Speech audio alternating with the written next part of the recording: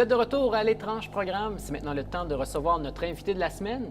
Il s'appelle Rémi Paradis, c'est l'éditeur de Zidara 9, un magazine consacré à la bande dessinée de science-fiction. Alors Rémi, bonjour. Salut, salut. Alors, c'est ça, tu peux-tu nous expliquer, en fait, nous décrire un peu le magazine, puis aussi sa genèse? Oui, c'est un magazine qui contient plusieurs courtes histoires de bande dessinée de science-fiction, de 4 à 16 pages. Puis depuis peu, on a fait une version magazine qu'on retrouve dans à peu près plus de 400 kiosques là, à travers la province de Québec. Oui. C'est ça. C'est né comment le projet, en fait? En fait, au début, c'était pour me publier, parce que c'est pas facile de se partir en bande dessinée. Ouais. Puis après, ça l'a grossi avec les années. Là. Il y a des auteurs qui se sont joints. Puis c'est ça. Là, au départ, c'était des collectifs, des espèces de recueils de bandes dessinées que vous faisiez. Oui. Et là, tu as décidé, depuis quand que c'est rendu sous forme de magazine?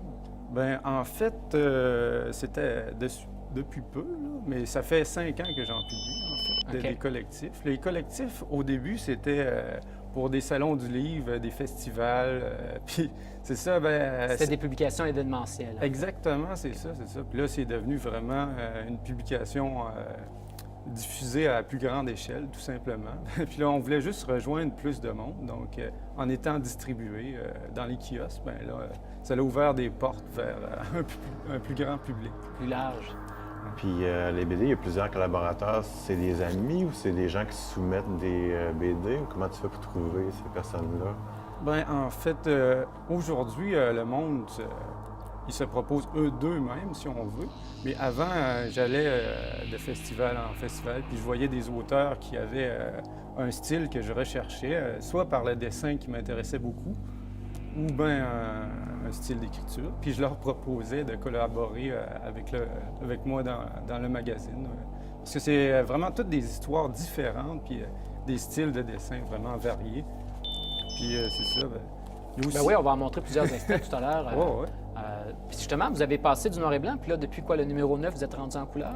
Oui, c'est pas ça. trop dur à assumer, je vous d'un point de vue financier, tout ça, de passer à la couleur pour un magazine? C'est sûr, c'est un peu plus cher, mais le magazine, il y a moins de pages que l'édition collective aussi. Là.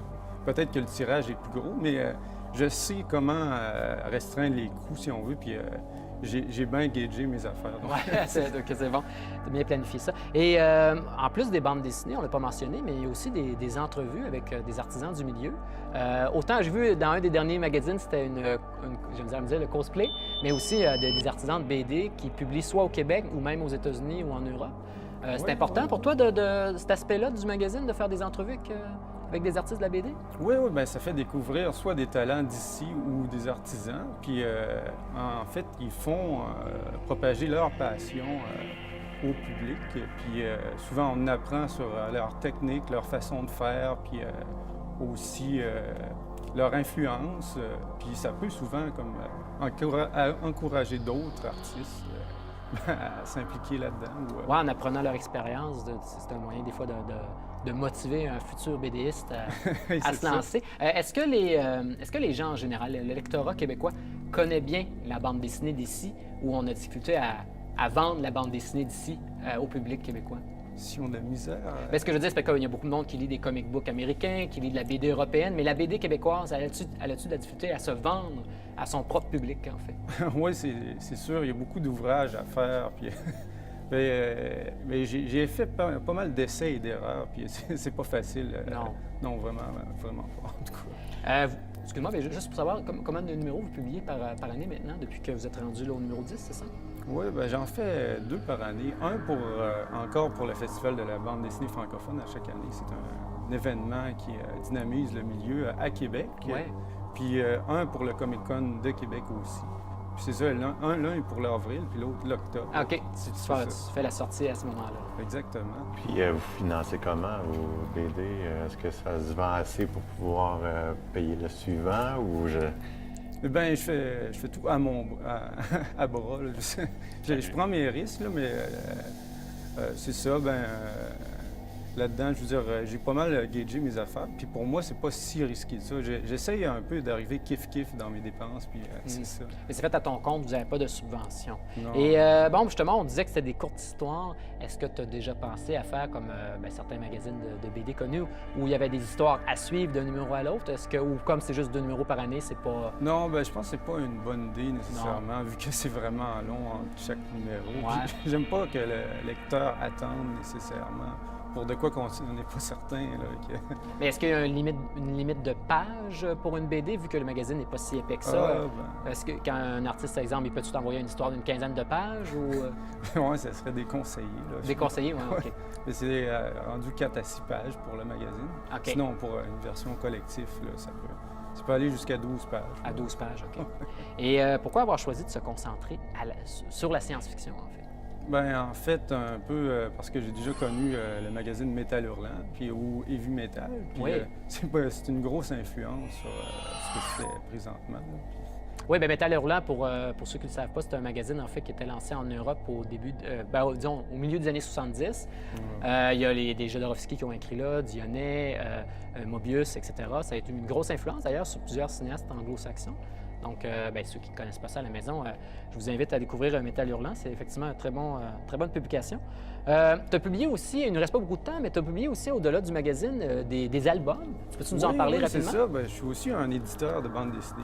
J'ai publié, c'est ça, Frivolesque.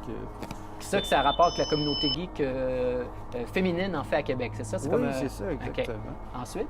C'est vraiment des personnalités différentes. Aussi, Le Poids du vide, vraiment. Là, ça, c'est une bande dessinée de science-fiction d'au moins 64 pages. Là, OK. Que tu nous conseilles, c'est David Gauthier. J'ai vu qu'il collabore quand même régulièrement au magazine aussi. Oui, c'est ça, exactement. Il y a un très beau dessin. Puis ça raconte l'histoire de Janvier. Puis c'est ça, il est sur une colonie lunaire. Puis on le suit au travers de ses aventures. OK. Est-ce que c'est comme plusieurs petites aventures dans... Non, c'est une longue histoire. Okay. Puis, il essaye de survivre là-bas où tous les problèmes de la société sont comme exagérés. C'est comme si on exagérait ce qui se passait présentement. OK. Puis tu as une troisième bande dessinée que tu as publiée aussi, qui a rapport plus historique, Les Croisades, hein, c'est ça? Oui, c'est ça. Il y a 3 choses dedans. Il y a une bande dessinée, une nouvelle, puis aussi un supplément historique. Donc, ça, c'est qui l'a fait? C'est Gabriel Thériault. Il a fait une thèse sur les croisades. Ah oui, OK. Puis à partir de ses connaissances là-dessus, il a fait des écrits, puis j'ai adapté une de ses nouvelles. Donc on y retrouve la nouvelle. OK, c'est toi le BDiste? Oui, exactement, c'est ça. Parfait. C'est tout le temps qu'on a, mais merci beaucoup. Ça fait plaisir. Alors, c'est maintenant le moment de la pause. On revient tout de suite après pour le reportage de la semaine.